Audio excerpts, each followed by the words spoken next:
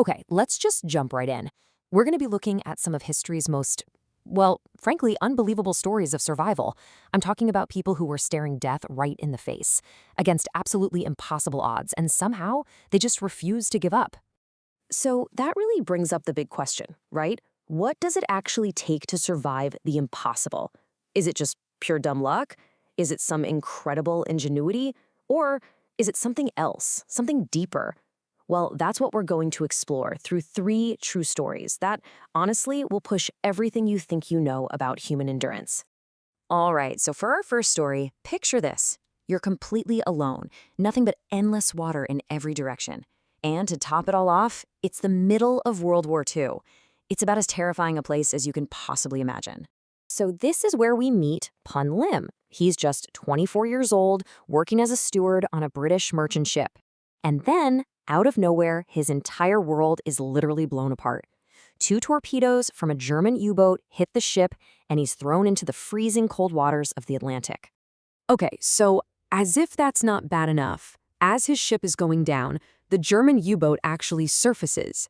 The crew sees him struggling in the water, they wave at him, and then they laugh.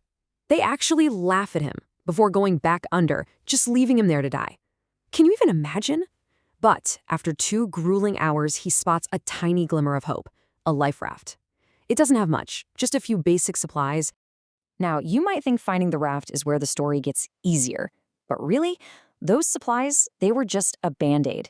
The real story, the incredible part of his survival, that starts when all of that runs out, and he's left with absolutely nothing but his own wits. And I mean, the stuff this guy came up with is just mind-blowing. He fashions a fishing hook out of a spring from a flashlight. He unravels rope to make a fishing line.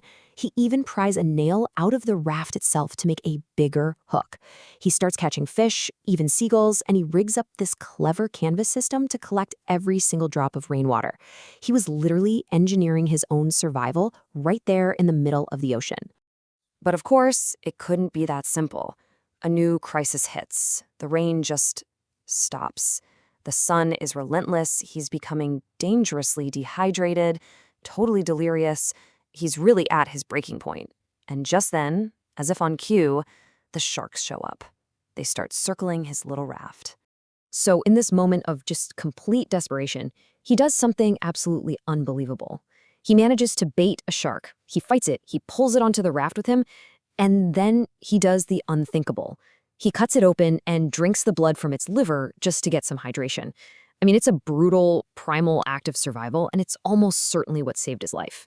So just let this number sink in for a second. He was out there, all by himself, enduring all of this for 133 days. 133 days. Eventually, he's found and rescued by some Brazilian fishermen. And get this, he was the only survivor from his entire ship.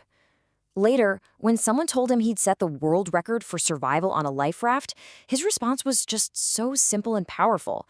He said, "I hope no one will ever have to break that record." Okay, so from a story of ingenuity against nature, let's shift gears. Our next story isn't just about fighting the elements. It's a raw, brutal tale of betrayal and about a force that can sometimes be even stronger than the will to live, the burning desire for revenge.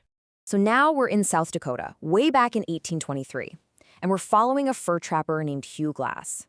He's out scouting ahead of his group, deep in the wild American frontier. Now this is already dangerous country, but the real danger, it's not what he's expecting. He accidentally gets between a mother grizzly bear and her cubs, and she just mauls him viciously.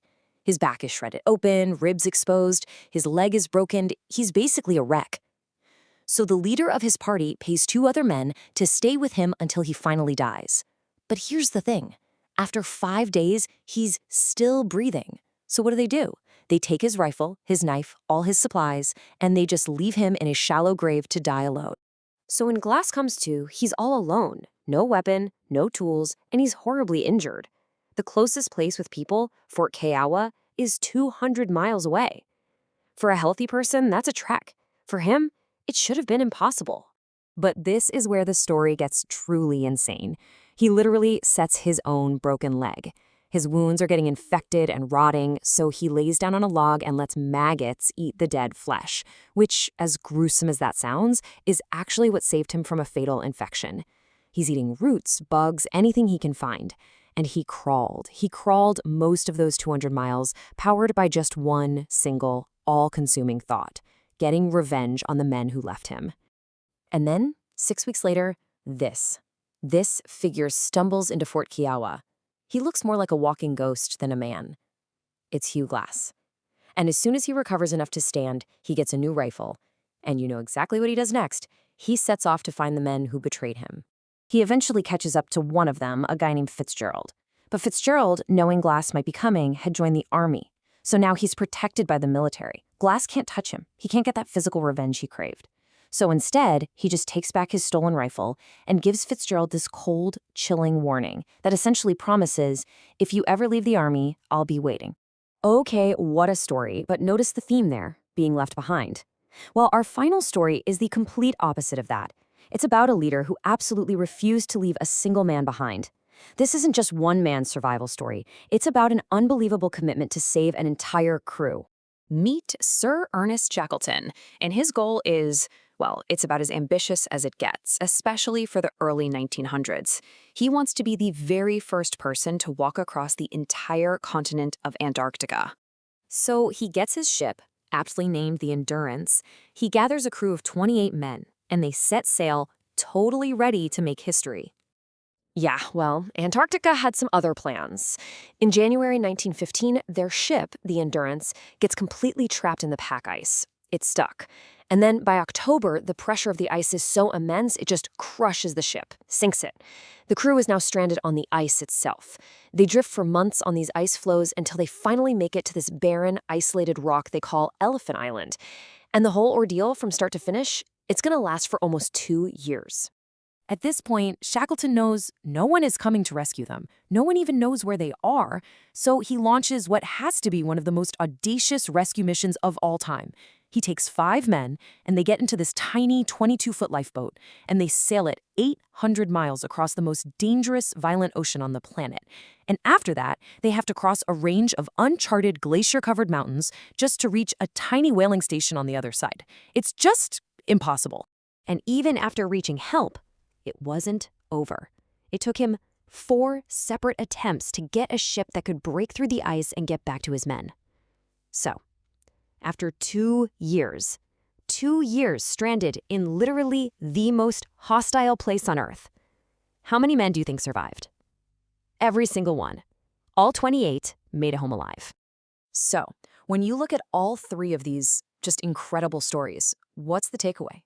You have a man alone on a raft, a man literally crawling across a continent fueled by revenge, and a leader who just would not give up on his crew. It kind of leaves you with this one big question, doesn't it? You've got Poon Lim's ingenuity, Hugh Glass's need for vengeance, Shackleton's incredible leadership.